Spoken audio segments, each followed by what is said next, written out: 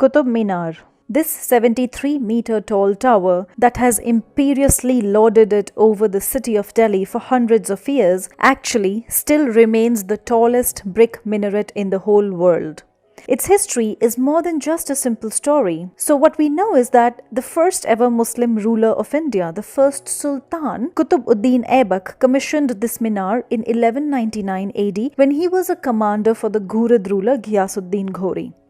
But just as the first story was completed, Aibak died. And then his successor, Iltutmish, continued the work of his father-in-law, Aibak, and added more stories to this minaret.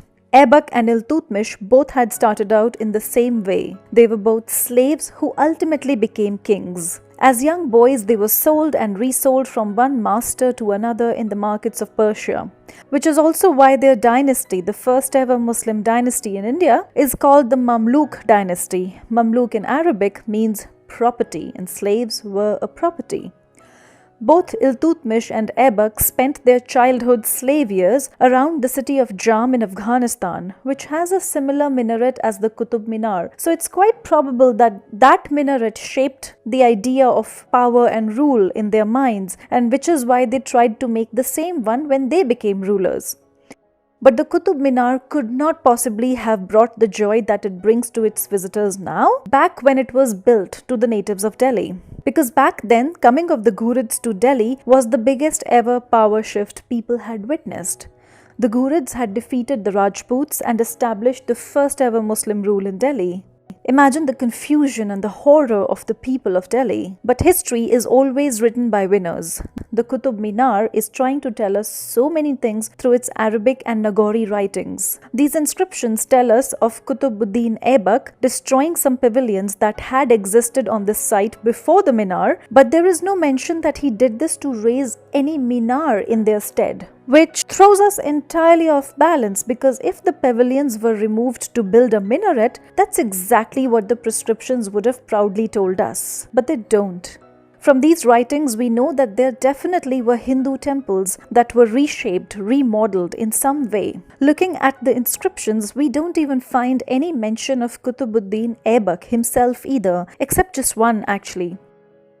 On the contrary, we find more references to this minar being a dedication by Iltutmish, Qutb-ud-Din Aibak's successor, to the Muslim saint Qutb-ud-Din Bakhtiyar Kaki. So this monument might just have been for him, which kinda makes sense because right alongside the Qutub Minar was commissioned a mosque which became the first ever mosque of northern India, the Quwwatul Islam Mosque.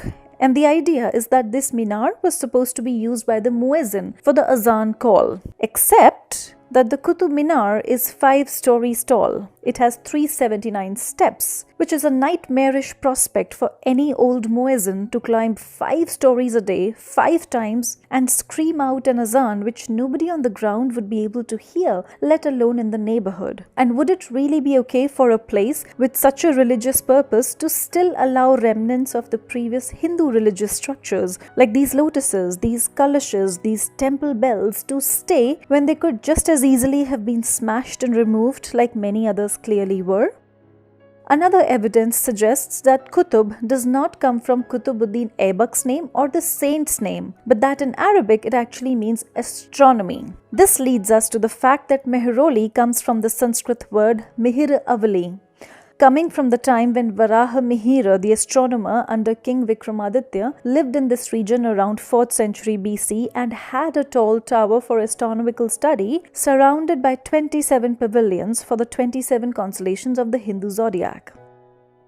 In Tarikh-e-Alai, the records of Alauddin Khilji's work left by his contemporary Amir Khusro, bless him, tells us of Khilji erecting this Alai Darwaza right here, and also of having ambitions to raise a rival minaret taller than the Qutub Minar itself. Of course, that never happened because Khilji commissioned the work in 1311 and died in 1316 when the work stopped. So now you just see this one sitting right there, awkwardly, the first story.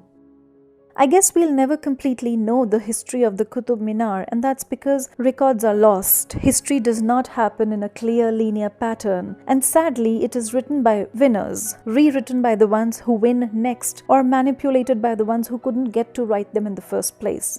So it is now up to the monument itself to tell us its story through its walls, gateways, through its stones, like these jalis here. When you look at these star and hexagonal patterns, you realize they're trying to tell us something. You realize there is a continuity in them, as in there's no beginning and an end, which represents the idea of infinity, God. And then if you look at these tiny ball-like motifs on top of the dome of Imam Zamin's tomb and the Alai Darwaza, they remind of the Amla motifs which have been used in Khajuraho temples. These actually are the gooseberries, the gooseberry idea, which is very sacred to the Hindus. This hexagon right here, the first look of this might tell you this is a Jewish symbol, which is correct. But actually, this hexagon is used in Judaism, Islam, in Christianity, in Buddhism, and even in some prehistoric tribes going as far away as Mexico. In Hinduism, this means Shiv Shakti, which is a union of masculine and feminine energies representing cosmic creation. In Islam, this is the Star of David and the Seal of Solomon. In other philosophies, the very same star represents the union of man and God, leaving us much to ponder about. When man disrupts history, it is up to these silent stones to whisper the best stories, and the Qutub Minar seems to be doing a pretty enchanting job of it.